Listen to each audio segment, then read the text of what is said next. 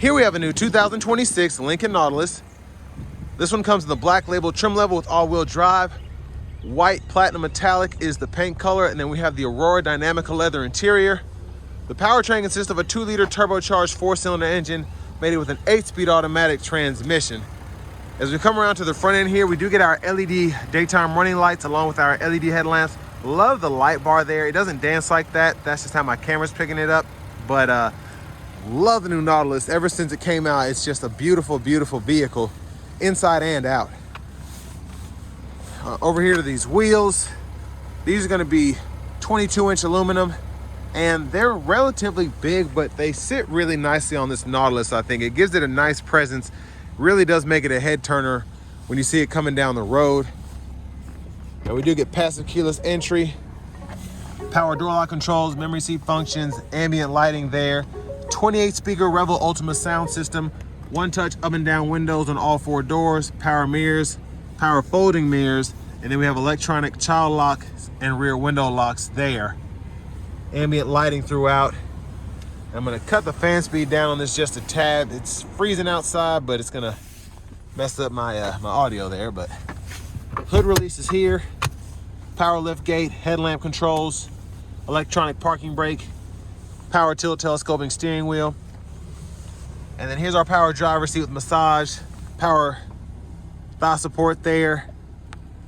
It's pretty nice. But I want to give a huge thanks to Lincoln of Franklin for allowing me to review this vehicle today. I'll leave a link below in the description. But if you're looking to find the best price on one of these closer to home, click that second link down below. It takes just a minute to fill out your information. I'll make sure the local dealers are fighting to get you the best price on this or whatever new vehicle you might be interested in. Did notice all this trash back here, so sorry about that. Now I have the seat up front adjusted for someone of my size, being 6'3" with longer legs, so we're gonna see how I sit behind myself in the second row. And fantastic space here. One of the reasons I like these, one of the many reasons I like these, is just the spaces you get in the second row, and then you still have tons of space up front. 2 USB-C charge ports here, 2 more on that side, 3-stage heated outboard seats. And then you have your vents here, and then a 3-prong 110 volt down below. There's a look at the front from back here. And I like how bright the ambient lights are in this thing. They really pop. They really do give you that feeling of ambiance there. Bottle holders are here. Lights there, and I like the kind of suede headliner there.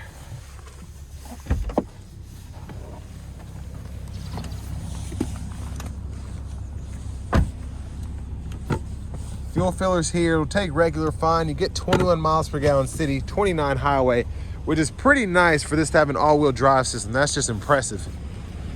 As we come around to the back end here, we do get the LED tail light bar. And while the lift gate's coming up, just a quick look underneath the vehicle if you're curious. Now here is the cargo space behind the second row, plenty of it. You can fold the second row down if you need to, which is great. And then you have your releases on, well, your top tethers, excuse me, on the back of the seats themselves, which is nice. And then you can hang shirts there, well, not shirts, but bags there if you need to. There's a 12 volt over here.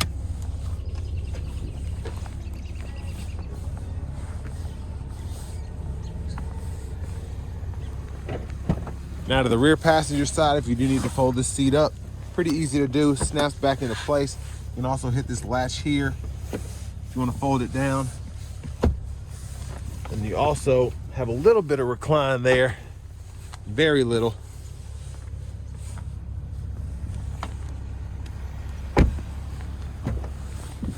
And then our front passenger seat, pretty much same adjustability as the driver's side with the massage function, the thigh support, all of that.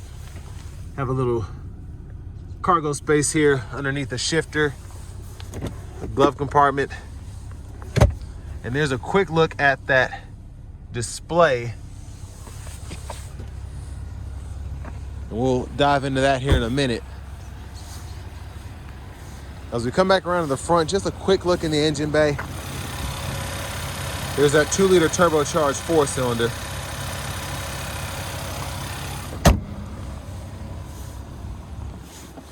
And then before we hop in the driver's seat, I'm just gonna show off the blinkers.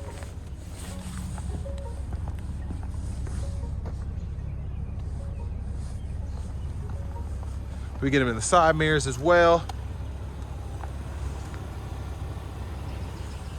Let's get in the driver's seat.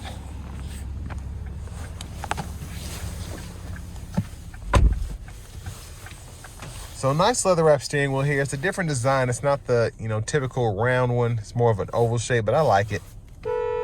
There's the horn. Over here to the actual infotainment system. Now this just kind of, widgets are over here. Kind of have your map set up here, and then your typical gauge cluster on this side. Everything really happens down here. So you get that Google Assistant system. So you have Google Maps, the Play Store, AM, FM, XM radio, wireless CarPlay, Android Auto compatibility with Bluetooth. Games are in there, YouTube app, and then your settings go in here, adjust your Bluetooth there, driver assistance, if you want to change your cruise control from normal to adaptive, lane centering, all that can be done. And then your system settings down here, you can change your language right here. And quite a few options here. And then your units of measurement as well. You can do those individually if you want to. Now here's where you can change the widgets. And you can see they've kind of illuminated or presented themselves, if you will. So like the clock is here, I can change that to fuel economy if I want. And that's what will be shown there. If I want to put the tire pressure monitors where the weather is, I can do that. So that's pretty much how that works. And then over here, you can adjust your drive modes: normal, conserve, excite, slippery, deep conditions. And then you also can toggle the traction control, the automatic brake hold, the seats if you want to adjust the massage function, the lumbar support, all of that. So it's pretty nice. Now for your climate controls, you do get dual zone here. So you can pull this up, sync, unsync the temperature if you want to, fan direction, cut the whole system on or off, and then fan speed down there, temperature for either side. And then you can adjust this, and that'll turn into manual mode if you adjust the front passenger temp there. Now we get 3-stage heated cooled seats for the front, and then the driver gets a heated steering wheel as well. Backup camera is up here with a bird's eye view. And then we can use this to kind of zoom in right there. And then change the angles as well of the camera.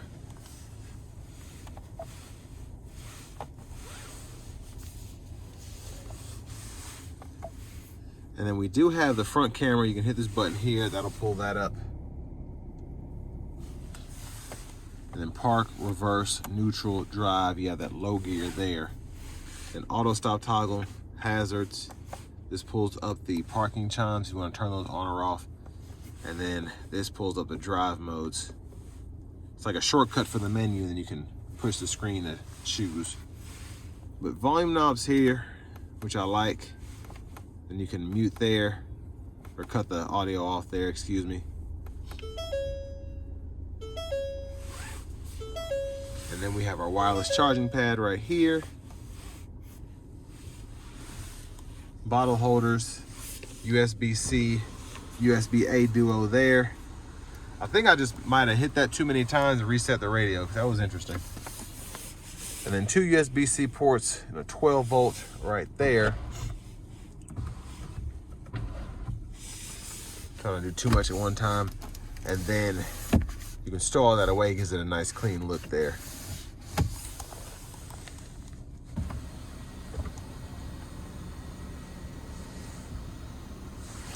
So it's freezing outside, but I am going to show you how this opens. So you can vent or slide it. That's one touch there. And it'll go back a little bit more if you hit it a second time. So pretty large opening, I think. There's a look at the back seat from up here. Sunglasses holder. Lights are here, sunroof, sunshade. Garage door transmitters there. Nice vanity mirror, like the lights. And then back up front here, blinkers, high beams, and then automatic wipers are over here. So one time off, auto, low, high. We can adjust that auto frequency here. Rear wiper, intermittent on, off. Push for the rear fluid, pull up for the front. Now to this right side of the steering wheel, mostly volume controls are here. Track list and radio station presets as well, when applicable. Now since the audio is off, it's not gonna pull it up. Now I really like these because depending on what you're doing, it will actually adjust for you. So when I turn the radio back on, you see it gives me the track list radio station preset option there. Voice recognition is in that bottom left-hand corner. But over here to the left side, this is where the Blue Cruise 2.0 comes into play. So you can turn the system on or off here. Lane keeping system there. Adjust the gap. Set the cruise. So it's pretty cool. Once you get used to it, it's really just, it's simple.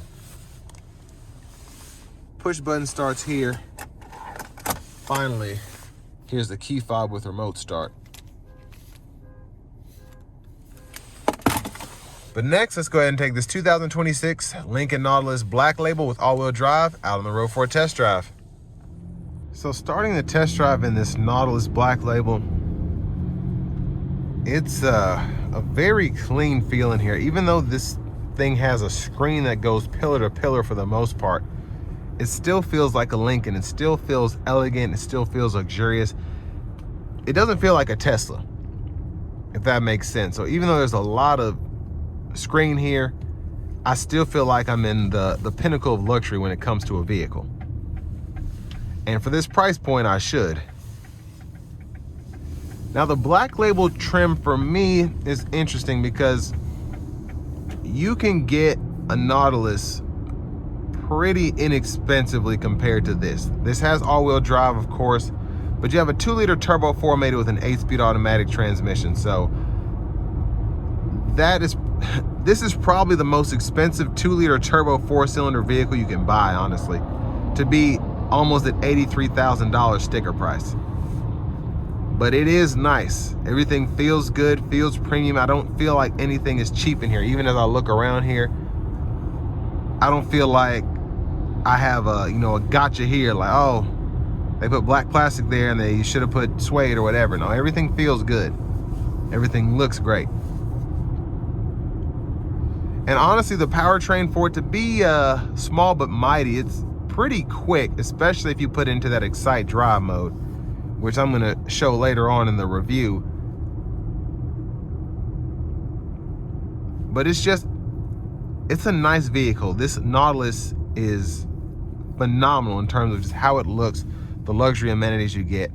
And even though it's basically made in China, it still doesn't feel cheap like we expect a lot of imports from China to be.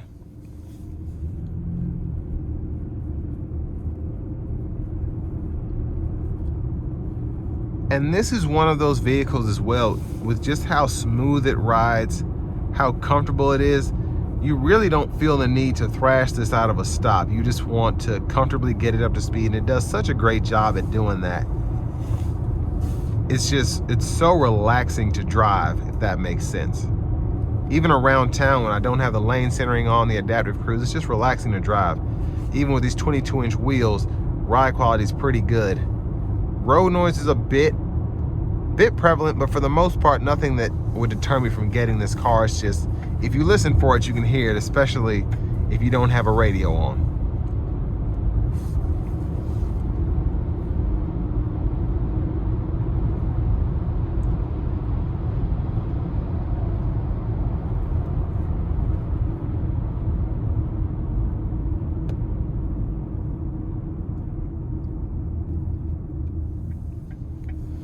Now for the screen layout, I really like having the tire pressure monitors there, the fuel economy there.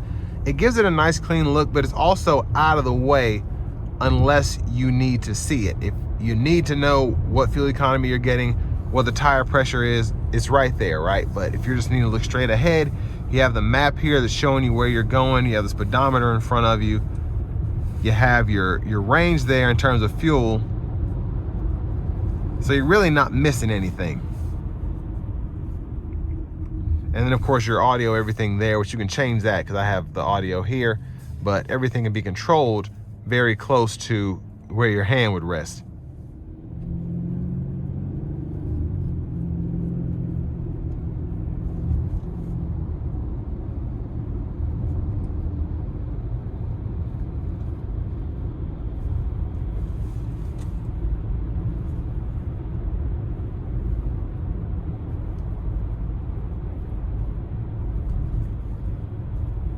Yeah, it's really relaxing. Again, even with these 22-inch wheels, it's such a relaxing feel here. It just floats down the road.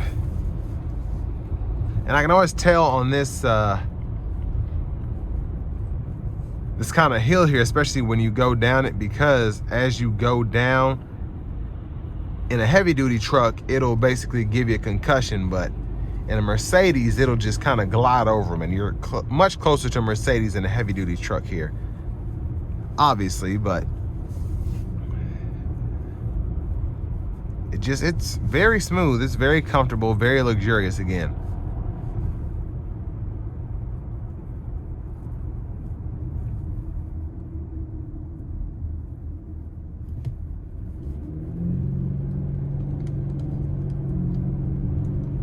Now I'm going to put it in a sport mode, and then we're going to use that to get on the interstate here in a minute.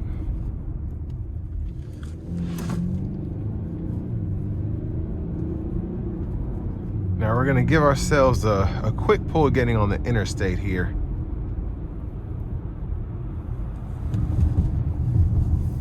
Not going to stop, I'm going to slow it down a tad. Here we go.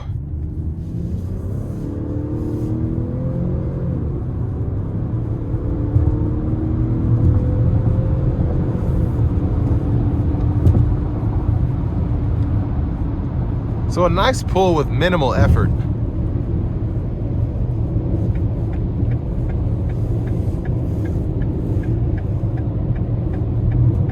So we're gonna try out the Blue Cruise here.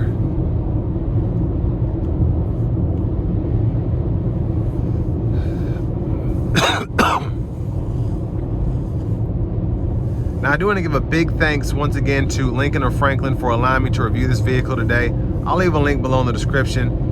If you're looking to find the best price on one of these closer to home, click that second link down below. It takes just a minute to fill out your information, and I'll make sure the local dealers are fighting to get you the best price on this or whatever new vehicle you might be interested in.